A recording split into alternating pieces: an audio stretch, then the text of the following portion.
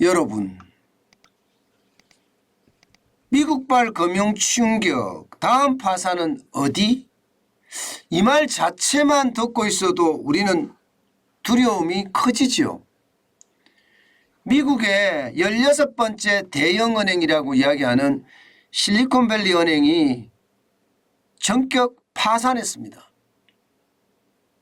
규모 자체도 대형은행에 속하고요. 또 리먼 브러더스 사태 이후 두 번째 규모의 은행이 지금 파산했다는 이야기입니다. 이것은 어쩌면 말입니다.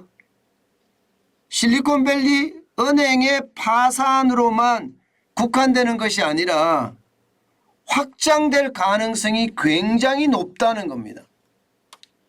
대형은행으로 갈지 안 갈지는 아직까지는 그렇게 가능성이 높지 않다 이렇게 이야기하지만 중소형 은행의 줄파산은 어쩔 수 없는 상황이 되지 않겠느냐 이런 비관적인 전망도 나오고 있습니다.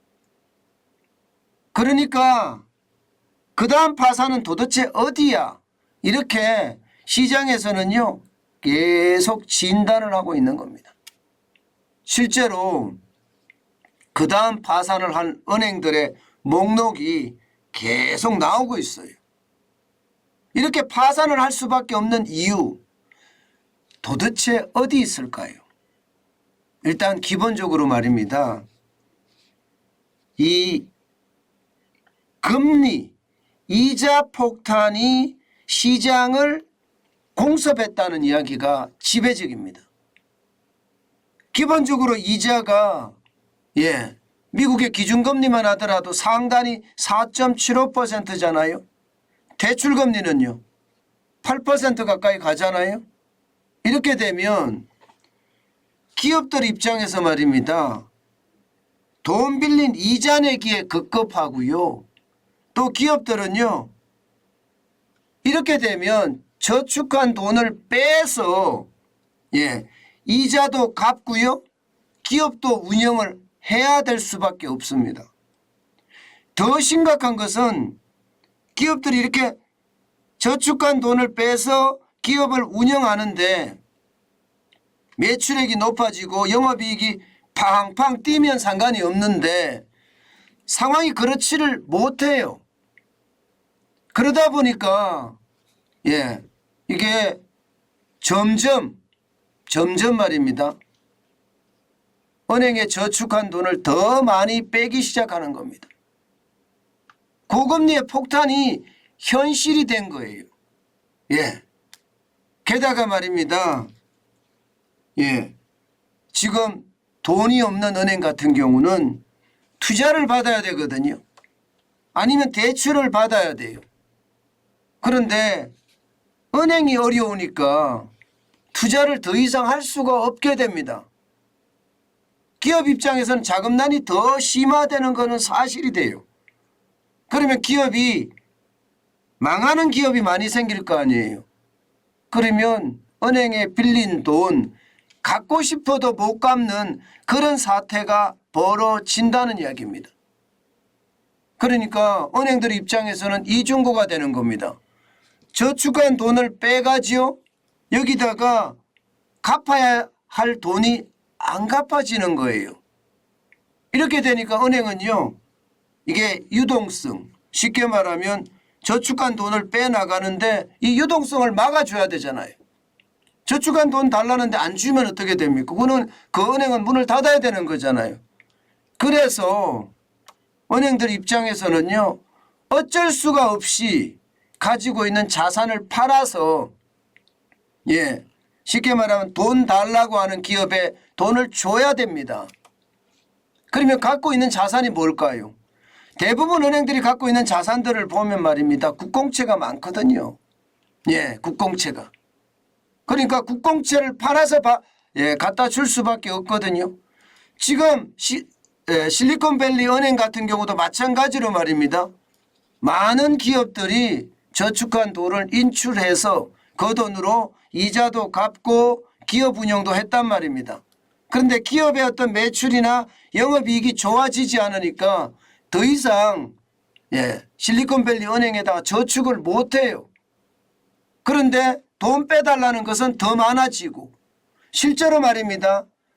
지금 석 달 새에 돈 빠져나간 걸 보면 150억 달러가 넘게 빠져나갔다 이렇게 이야기하잖아요. 그러니 실리콘밸리 은행 같은 경우도 마찬가지로 국공채 팔아서 대출을 할 수밖에 없습니다. 그런데 국공채가 이게 살 때하고 팔 때의 금액이 굉장히 다릅니다. 살 때는요, 기준금리가 낮았기 때문에 국공채 가격이 높았습니다. 반대로 지금은 기준금리가 높기 때문에 국공채 가격은 떨어진 거예요. 이게 반비례하거든요. 그러면 과거에 샀던 국공채를 지금 팔면 어떻게 될까요? 더 낮은 가격에 팔아야 된다는 이야기가 되는 거잖아요. 아니, 금리가 쌀 때 국공채 가격은 높았는데 금리가 오르니까 국공채 가격은 내려가는 거예요. 그러니 손실이 발생될 수밖에 없습니다. 실제로 2021년에 미국 은행이 보유한 국공채는 4조 5,791억 달러라고 제가 말씀을 드렸고요. 2022년에는 4조 4,353억 달러라고 말씀을 드렸습니다. 2023년에는 이거보다 더 많이 빠졌을 거예요. 계속 팔아서 은행에다가 지금 대출을 찾으려고 하는 사람, 저축을 찾으려고 하는 그런 기업에게 해줘야 되니까요. 그 과정에서 손실이 엄청나게 발생을 하는 겁니다. 실리콘밸리 은행도 똑같이 그렇게 손실을 발생을 했잖아요. 무려 말입니다. 실리콘밸리 은행 같은 경우는 18억 달러의 손실이 발생을 했다고 합니다. 그러면 이 과정에서 은행의 유동성이 제대로 지켜질까요? 안 지켜지겠죠. 그러니까 실리콘밸리 은행은요, 이게 정자를 해야 되겠다. 쉽게 말하면 정자 카드를 꺼내 들었습니다. 근데 정자가 됩니까? 요즘 같은 위기 상황에서 은행이 정자를 받는다 불가능합니다. 그러다 보니까 여러분 파산을 할 수밖에 없는 최악의 시나리오가 터진 거죠. 문제는요, 이런 실리콘밸리 은행하고 좀 비슷한 은행들이 지금 굉장히 많다는 이야기입니다. 굉장히 많다는 이야기. 당장 말입니다. 마켓워치가 이 정도 은행들은 위험해 하고 지정한 은행이 10개나 됩니다. 10개. 적지도 않습니다. 당장 말입니다. 퍼스트 리퍼블릭 은행 같은 경우는요, 최근에 주택담보대출 사업에 집중하면서 쉽게 말하면 주택담보대출을 굉장히 많이 해준 거예요. 지금 집값이 떨어지고 있잖아요. 그러면 어떻게 될까요? 부담이 될 수밖에 없겠죠. 이게 리먼 브러더스 사태하고 좀 비슷한 양상이에요. 이거는요. 여기도 마찬가지 지금 위험하다. 지금 현재 이미 이렇게 이야기하고 있는 거고요. 그 외에도 말입니다. 10개 정도의 은행이 이대로 가면 위험하다. 이렇게 이야기합니다. 예를 들어서 커스터머스 뱅크라든가 신디 스프링 방코프라든가 뉴욕 커뮤니티 방코프 퍼스트 파운데이션 엘리 파이낸셜 다인 커뮤니티 뱅크 쉐어스 뭐 이렇게 해서 10개 기업들 10개 은행 정도가 지금 파산을 할 가능성이 굉장히 높다. 이렇게 마켓워치는 인용을 하고 있거든요. 이것을 보면 여러분 이거 자칫 잘못하면요 굉장히 상황이 나빠지는 겁니다.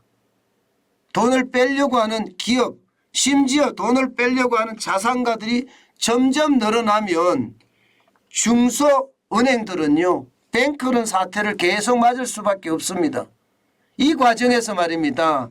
은행들은 줄파산이 예약이 돼 있다 이렇게 이야기할 정도로 심각한 겁니다. 심각한 거. 그만큼 말입니다. 상황 자체가 이게 자칫 잘못하면 금융위기로 갈 수 있겠구나 하는 이야기도 지금 계속 나오고 있거든요.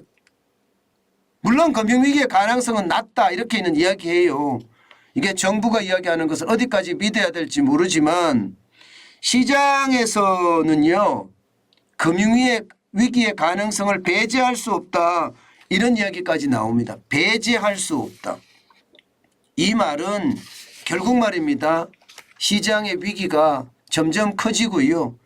이것이 금융 충격이 아니라 금융 위기로 발전할 가능성도 굉장히 높다는 뜻이 됩니다.